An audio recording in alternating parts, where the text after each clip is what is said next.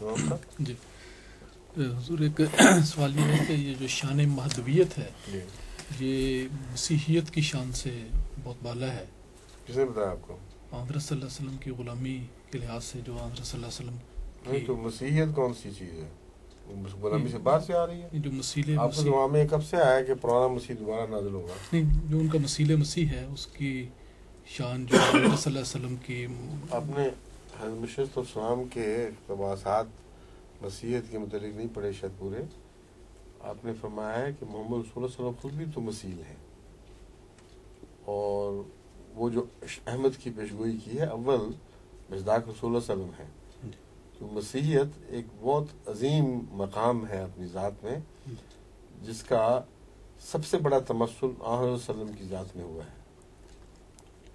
اور پھر آپ کے پرتو سے، آپ کی ریفلیکشن سے جو آپ کی امت میں مسیح بنایا جانے والا ہے، وہ اس کو اس کے اسی وجود کے آپس میں دوسرے اس کے یعنی لقب سے ٹکرا کیسے سکتے ہیں آپ؟ عجیب و غریب بات ہے کہ ایک شخص کے اندر دونوں لقب اکٹھے ہو چکے ہوں، مسیح اور مہدویت. تو آپ کہیں اس کی جو مہدویت تھی مسیحیت سے بالا تھی، مسیحیت مہدویت سے بالا تھی.